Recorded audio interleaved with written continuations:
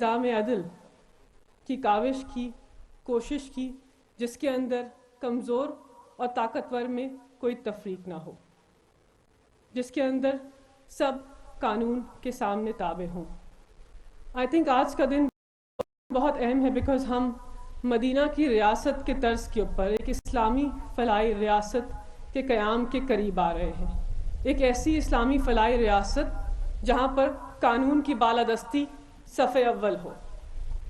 پاکستان تحریک انصاف نے قانون کی بالادستی کے لیے جدوجہد کی، ہم نے طاقتور کو قانون کے سامنے تابع کرنے کے لیے تحریک چلائی، لیکن آج پاکستان کے فوجداری نظام میں 700 سے زیادہ ترامیم کر ہم نے تحریک انصاف کی بنیاد کا حق ادا کیا ہے۔ آج صحیح معنوں میں ہم انصاف، انسانیت اور خودداری کا جو عزم ہے اس کو پورا کر رہے ہیں۔ یہاں پر ساتھ ساتھ میں پاکستان تحریک انصاف کی حکومت کے وزیر قانون ڈاکٹر بیرسٹر فروغ نسیم کو بھی خراج تحسین پیش کرنا چاہتی ہوں۔ وہ پاکستان تحریک انصاف کے ممبر نہیں ہیں، لیکن انہوں نے ہمیشہ ہمارے منشور کا احترام کیا ہے۔ پاکستان تحریک انصاف کو جو منشور کا اہم جز ہے قانون کی بالادستی، اس کو آگے بڑھایا ہے۔ آج ان کی کاوش، ان کی کوشش اور محنت کی وجہ سے ہم یہ ترامیم پاکستان کی عوام کے لیے سامنے لے کر آ رہے ہیں۔ وزیر قانون ان اصلاحات کے اوپر تفصیلاً بات کریں گے، لیکن میں ان کو بچوں اور خواتین کے زاویے سے ان کے اوپر مختصر بات کرنا چاہتی ہوں۔ سب سے پہلے تو ہمارے ہاں بات ہوتی ہے کہ پاکستان کی خواتین امپاورڈ یا خود مختار ہیں یا نہیں۔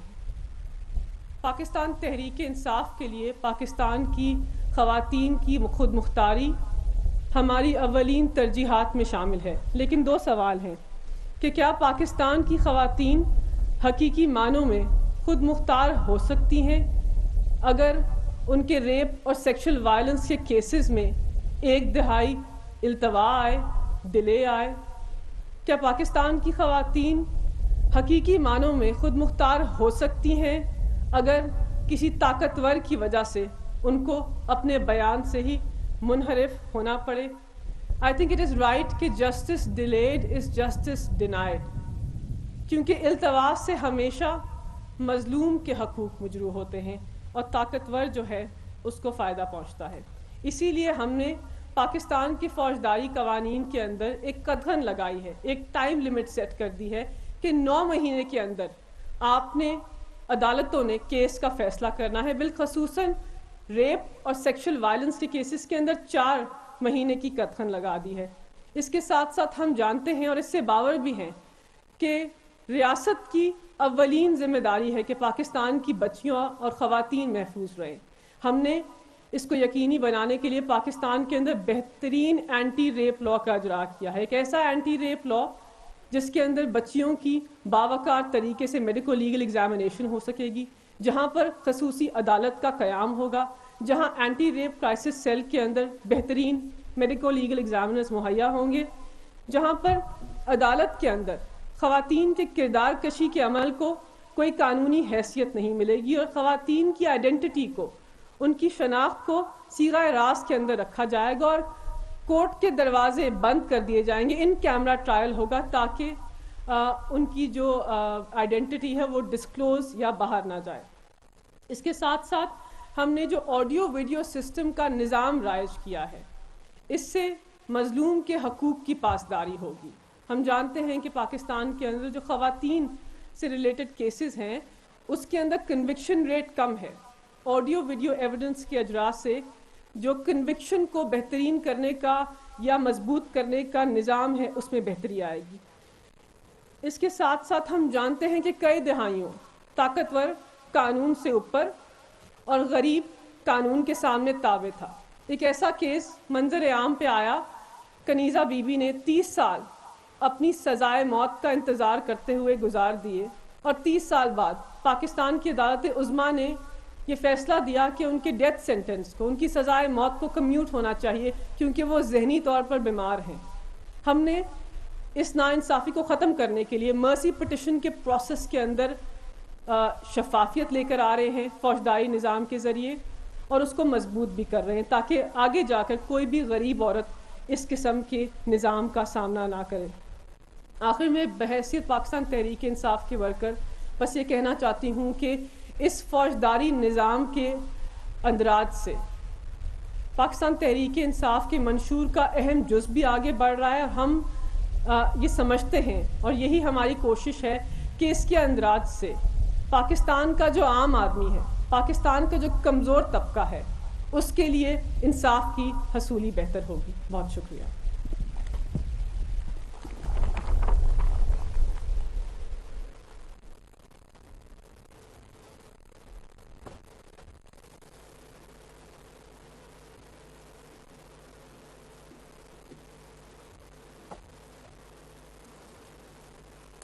لیڈیز اینڈ جینٹلمین، اب میں دعوت خطاب دوں گی وفاقی وزیر قانون جناب بیرسٹر فروغ نسیم صاحب کو کہ وہ پی ٹی آئی کی ان ریولوشنری کرمنل ریفارمز کی چیدہ خصوصیات کے بارے میں ہمیں بتائیں۔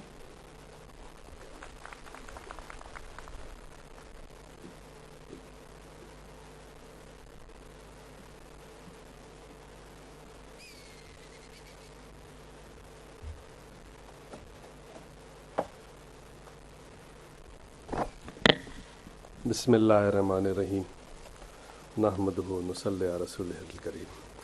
جناب پرائم منسٹر عمران خان صاحب، جناب شاہ محمود قریشی صاحب، اعجاز شاہ صاحب، میرے تمام بھائی بہن، cabinet members of parliament, ladies and gentlemen, وکلا حضرات، میرے بھائی، تھینک یو ویری مچ، بہت شکریہ۔ آج ایک زبردست ڈیفائننگ مومنٹ ہے پاکستان کے لیے، اور سر آپ کے لیے بھی، پی ٹی آئی کے لیے بھی، عمران خان صاحب کے لیے بھی، اور ہمارے لیے بھی، ایم کیو ایم پاکستان کے لیے بھی۔ اور جیسے اللہ کی ذات نے کریڈٹ دینا ہوتا ہے آپ کو، اس کا بھرپور کریڈٹ، جیسے 92 کا ورلڈ کپ آپ نے جیتا، تو یہ کرمنل ریفارم آپ سمجھیے کہ جو پینل کوڈ ہے 1860 کا ہے، کرمنل پروسیجر کوڈ ہے 1898 کا ہے۔ انگریز کا قانون اس وقت اچھا تھا، اور اس کو سمجھیے جب انگلینڈ نے لا ریفارمز کیے، کرمنل ریفارمز کیے، 15 سال لگائے تھے، انگلینڈ میں 15 سال لگے تھے۔ آپ نے جب مجھے کرمنل ریفارمز کا ٹاسک دیا، آلدو یہ انٹیریئر منسٹری کا کام ہوتا ہے، آپ نے سمجھیے کہ مارچ میں لاسٹ ایئر یہ کام دیا تھا، جون میں نے آپ کو اس کا ڈرافٹ دیا، اور پھر تمام سٹیک ہولڈرز کے ساتھ کوئی مجھے 7 مہینے لگ گئے۔ اور پرائم منسٹر صاحب، یہ آپ کے بغیر اور آپ کے آفس کے بغیر نہیں ہوتا، جس طرح آپ نے فرنٹ لائن پہ آ کے میری مدد کی، ہیلپ کی ہر طرح سے، اور ساتھ میں 3-4 لوگوں کا بہت شکر گزار ہوں جنہوں نے اس میں مجھے انپٹس دیے۔ کوئی اس کا پرائیورٹی آرڈر نہیں ہے۔ شاہ محمود قریشی صاحب نے ہمیشہ انکریج کیا، اور اعجاز شاہ صاحب نے، اعظم سواتی صاحب نے، شبلی نے، اور علی محمد خان، یہ بالکل آپ یہ ساتھ میرے جڑے رہے، اور بہت ان کی زبردست امینڈمنٹس تھیں۔ فاروق حبیب نے بڑا ہمیں سپورٹ کیا، زرتاج نے بڑا سپورٹ کیا، اور یہ اگر آج یہ اس شیپ میں ہے، شکل میں ہے، تو یوں سمجھیے کہ یہ it is not just because ہماری اور لا منسٹری کی کوئی ایفرٹ تھی، بالکل تھی ایفرٹ تھی، بلکہ یہ ساتھ پوری ہماری جو کابینہ میں ممبرز تھے سارے، ان کی ساری سپورٹ تھی۔ آپ نے مجھے یہ ہدایت دی تھی کہ جب آج کی یہ اوپننگ ہو تو میں اس کے کوئی 10-11 پوائنٹس ایسے ہیں جو چیدہ پوائنٹس ہیں، وہ سامنے پیش کروں۔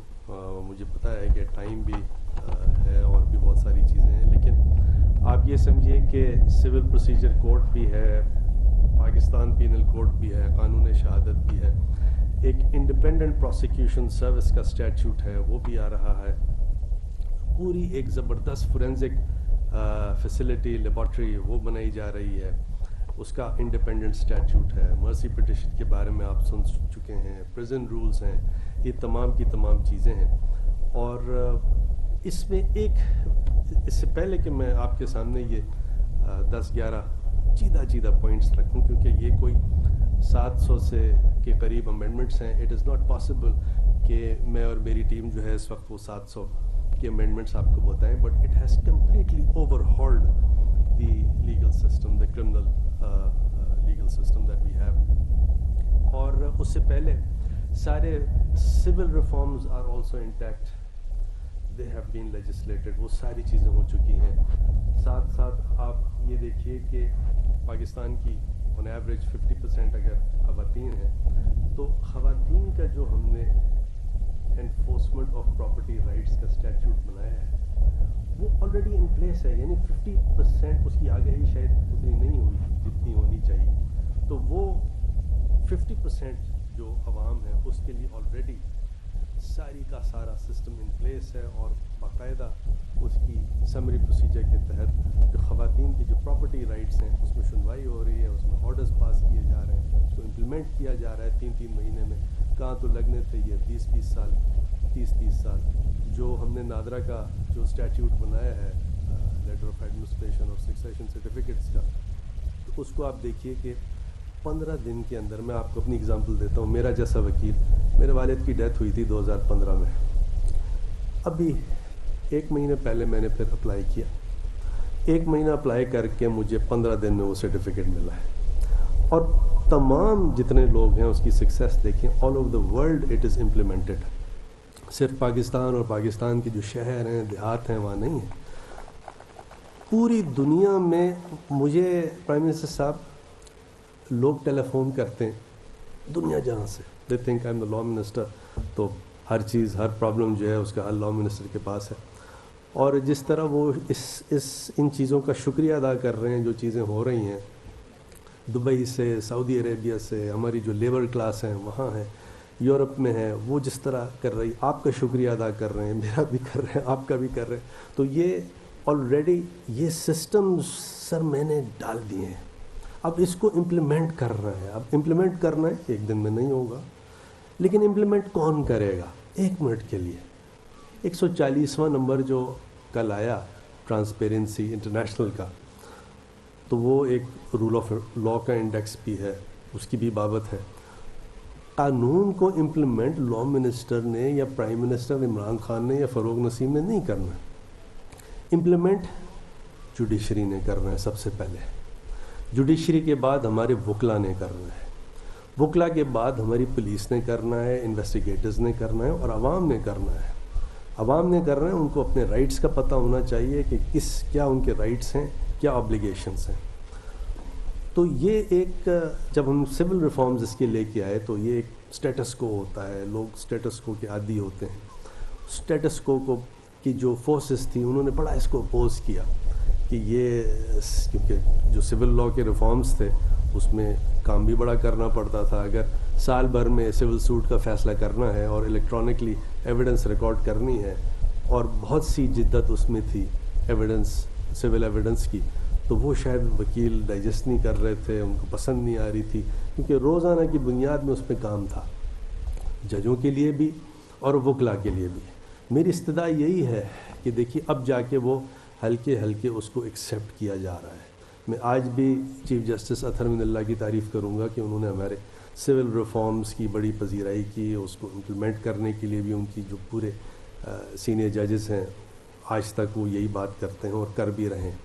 باقی تمام جو ڈسٹرکٹ جوڈیشری ہے, پروونشل جوڈیشری ہے, ہائی کورٹس ہیں, سپریم کورٹ ہیں, سب سے میری یہی استدعا ہے, اگر اس میں کوئی پرابلم ہے پوائنٹ آؤٹ کریں, امینڈ کر دیں گے, ہمارا کوئی ایگو نہیں ہے, لیکن اس کو امپلیمنٹ کریں. یہی پاکستان کا فیوچر ہے.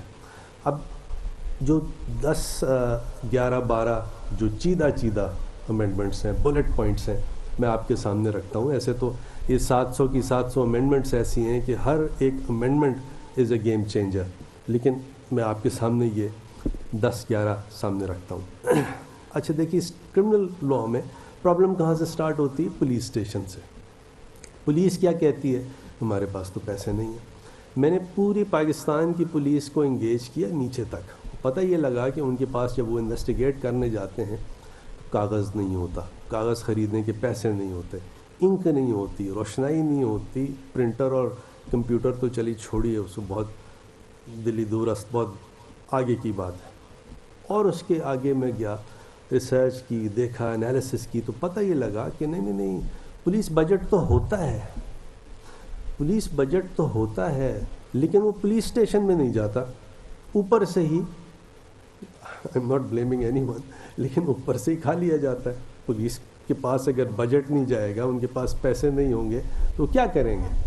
کون سی روشنائی خریدیں گے, کون سا کاغذ خریدیں گے؟ انویسٹیگیٹ کرنا ہے تو اس کے پاس کرایہ نہیں ہوتا یا فیول کے پیسے نہیں ہوتے کہ وہاں سائٹ پر جائے. کرتا کیا ہے؟ تو پولیس والا کرتا ہی, اگر تو پاورفل آدمی ہے اس سے پیسے لے لیتا ہے, انویسٹیگیٹ کرنے کے لیے پیسے لے لیتا ہے, حالانکہ اس کا یہ رائٹ ہے ایک کامن سٹیزن کا, یہ انویسٹیگیٹ ہو. تو ہم نے کیا یہ ہے, اور غریب جو ہوگا وہ پیسے دے نہیں سکتا, کیس پڑے رہتے ہیں. ہم نے اب یہ کیا ہے کہ یہ قانون سے مینڈیٹری کر دیا ہے کہ جو پولیس بجٹ ہے وہ ٹرکل ڈاؤن ہو کے وہ پیسے پولیس اسٹیشن میں جائیں گے, اور اگر نہیں جائیں گے تو اس کی باقاعدہ آڈٹ ہوگی, اس پہ قانونی چارہ جوئی ہوگی, اور نیچرلی اس کے تحت جس کسی کو بھی سزا جزا دی جائے گی, پورا سسٹم ہے. لیکن اب پولیس کے پاس یہ ایکسکیوز نہیں ہے کہ جی سائیں ہمارے پاس تو پیسے نہیں ہیں پولیس اسٹیشن میں آنے, پولیس اسٹیشن میں, تو ہم کیا کریں. اس کے بعد یہ ایک خیال تھا, خاص خیال تھا کہ جی پولیس افسر جو ایس ایچ او وہاں بیٹھا ہے پڑھا لکھا نہیں ہوتا, یا اتنا پڑھا لکھا نہیں ہوتا. ہم نے یہ کوشش کی کہ ایک تو اس کو ہم نے کہا کہ جی اس کو سب انسپیکٹر ہونا چاہیے, اور بی اے کی اس کی ڈگری ہونی چاہیے.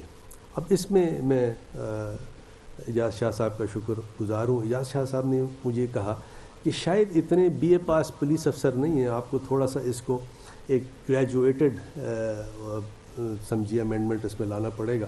تو ہم نے پھر اس کو کہا کہ پریفریبلی بی اے پاس ہو, اور آہستہ آہستہ پولیس اپنی کیپیسٹی بلڈنگ اس طرح کرے کہ بی اے پاس کم سے کم افسران ہوں, ان کو انکریج کیا جائے جو سب انسپیکٹرز ہوں, اور وہ جا کے ایس ایچ او لگیں گے. اور ساتھ ساتھ یہ بھی کہا کہ اگر ایسے پولیس اسٹیشنز ہیں پاکستان میں, جیسے مجھے یہ پتہ ہے کہ کراچی میں, لاہور میں بہت سے ایسے پولیس اسٹیشنز ہیں جہاں بہت زیادہ ٹریفک ہے, تھریش ہولڈ بڑا ہائی ہے, تو ہم نے اس میں یہ کہا ہے کہ وہاں پہ پھر گورنمنٹ جو ہے, چاہے پروونشل گورنمنٹ ہو یا فیڈرل گورنمنٹ ہو, اس کے پاس یہ اختیار ہوگا کہ وہ اے ایس پی کو وہاں ایس ایچ او تعینات کرے, تاکہ اور ایک بہتر تھریش ہولڈ ہو, بار ہو.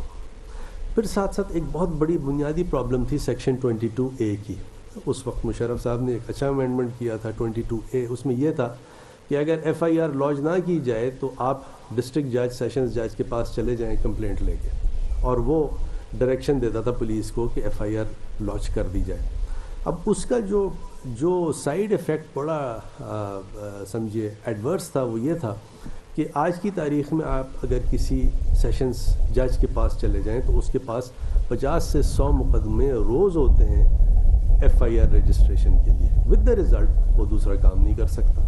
اب سسٹم کو کیسے آپ نے اس پہ ریلیز کرنا ہے, جیسے ہم نے نادرا میں کیا, ٹیکنیک یہ تھی کہ اس کو عدالت سے ہٹا کے کہیں اور دیں تو سسٹم چلنے لگے گا, کیونکہ عدالت چوکڈ ہے, ہر آدمی لیٹیگنٹ ہے, پاکستان کا ہر آدمی لیٹیگنٹ ہے, اور دا انٹائر سسٹم از چوکڈ. اتنے ججز نہیں ہیں, اتنی کیپیسٹی نہیں ہے. ہم نے اس میں پھر دنیا جہاں سے اس کو ایکسپیرینس بورو کیا, اور انڈیا نے یہ کیا تھا کہ ایک آلٹرنیٹ ریمیڈی دی کہ اگر S H O F I R launch نہیں کرے تو آپ ایس پی کے پاس جائیں. تو ایس پی کے پاس جائیں, وہاں اس کو بتائیں اپنا کیس, ایپلیکیشن دیں, اور اگر ایس پی پھر بھی نہیں کرتا تو آپ 22A میں آ سکتے ہیں. 22A ہم نے abolish نہیں کیا, اور یہی شاہ صاحب آپ کی یہی لائن تھی, اور وکلا کی بھی ہماری یہ لائن تھی. وہ بھی نہیں چاہتے تھے کہ 22A abolish کریں, کیونکہ اس سے پہلے جب چیف جسٹس کھوسا نے یہ اٹیمپٹ کی 22A ہٹانے کی, تو وکلا نے ٹکا کے اسٹرائک کر دی, تو وہ امینڈمنٹ ہو نہیں سکا جو وہ چاہتے تھے. پھر ساتھ ساتھ یہ چالان پیش کرنے کی بات ہے 45 دن کے اندر, اور اب فورینزکس پہ ایمفسس فورینزکس پہ ہے. دنیا